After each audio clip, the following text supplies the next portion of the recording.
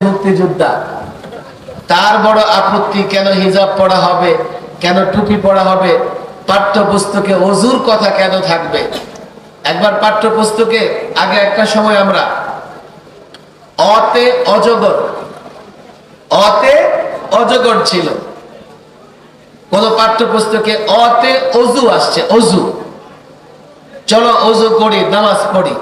এটা তার বড় আপত্তি, অজগরের জায়গায় অজু কেন আসবে, এত মৌলবাদী সাম্প্রদায়িক হয়ে গেছে। ওরা তো মুসলিম পরিচয় দেয় না, সাধারণ মানুষ মুসলিম পরিচয় দিতে পারে এটাও তারা বরদাস্ত করে না। জানো না যুবক, আমার স্কুল কলেজ ইউনিভার্সিটির অনেক যুবক আছে আমাদের সাথে সম্পর্ক রাখে, হুজুর যেই পরিবেশে থাকে, সিচুয়েশনে থাকে, নিজেরা মুসলিম পরিচয় দিতে পারে না। এমন হয়ে গেছে পরিস্থিতি, নিজেকে মুসলিম পরিচয় দিতে পারে না। তাহলে ওই ব্যক্তি যার কথা উত্তম সর্বোত্তম এক, সে লোকদেরকে কার দিকে আহ্বান করবে বলেন, কার দিকে? আরো জোরে বলেন, কার দিকে? বলেন কার দিকে? দুই, নেক আমল করবে। দুই, কি করবে?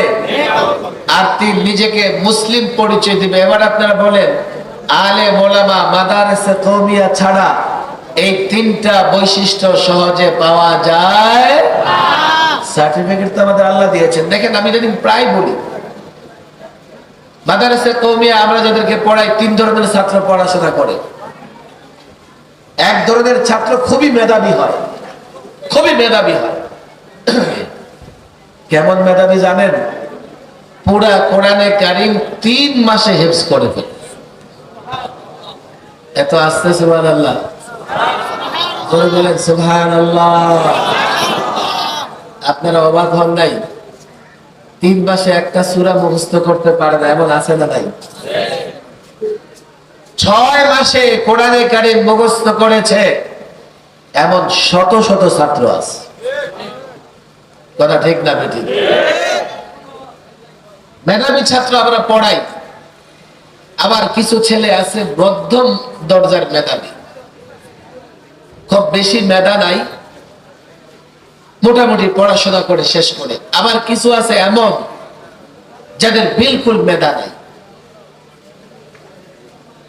কোনোভাবে মাদ্রাসায় পড়েছে, কোরআন শরীফটা ঠিক মতো পড়েছে, কিন্তু কিতাবখানায় গিয়ে ভালো রেজাল্ট করতে পারে নাই, পড়তে পারে নাই, কিতাবও বুঝে নেই।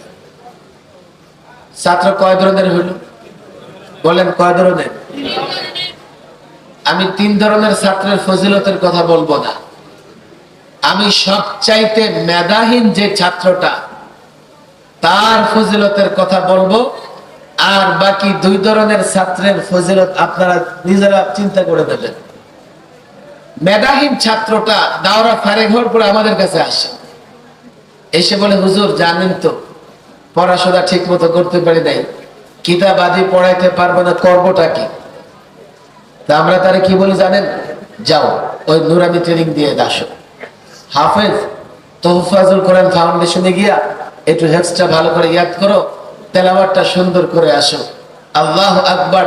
এই যে নিচের শ্রেণীর, নিচের ক্লাসের এই ছাত্র সম্পর্কে হাদিসের বাণী হচ্ছে, খায়রুকুম মান তাআল্লামাল কুরআনা ওয়া আল্লামা, তোমাদের মধ্যে সর্বোত্তম ব্যক্তি কোরআন শিখে এবং কোরআন শিক্ষা দেয়। এবার খেয়াল করে, দ্বিতীয় আর প্রথম দরজার ছাত্রদের আল্লাহর কাছে কি মর্যাদা। এগুলো মাদারেসে কওমিয়ার বৈশিষ্ট্য। আর তারা এগুলোর সাথে জঙ্গিবাদ আর সন্ত্রাসবাদ জোড়াই দিতে চায়। তবে জনগণ এই সমস্ত গাঁজাখুরি কথা বিশ্বাস করে না। আমি তো চ্যালেঞ্জ করে বলি, যাও কোন মাদারেসে কওমিয়া সন্দেহ হয় সেখানে যাও, সকাল বেলায় যাও, দুপুরে যাও, বিকেলে যাও, সন্ধ্যার পরে যাও। যদি মনে করো দিনের বেলায় ওরা জঙ্গিবাদের ট্রেনিং নেয় না, রাতের অন্ধকারে দেয়, যাও 12টার পরে যাও, শেষ রাতে যাও। আল্লাহর কসম, সকালে যাবে তেলাওয়াত করতেছে, দুপুরে যাবে সবক পড়তেছে, সন্ধ্যার পরে যাবে তাকরার করতেছে, রাত 12টার পরে যাবে কেউ কেউ পড়াশোনা করতেছে, তাহাজ্জুদের সময় গিয়ে দেখবে তারা তাহাজ্জুদে দাঁড়ায় আছে। এই জমিনের নিয়ামত, এই জমিনের রহমত আলেম ওলামা। মাদারেসে কওমিয়া তোমরা জানো না, যার জন্য মাদারেসে কওমিয়ার মর্যাদা তোমরা বুঝো না। কত বড় নিয়ামত তোমরা বুঝবে না, তবে মুমিনরা ঠিকই বুঝে, তারা এই মাদ্রাসাগুলোকে মহব্বত করে। কথা ঠিক না বেঠি? এই ধরনের গাঁজাখড়ি, জঙ্গিবাদ আর সন্ত্রাসবাদের ভয়ে সন্তানকে মাদ্রাসায় দিবেন না, বোকামি করবেন।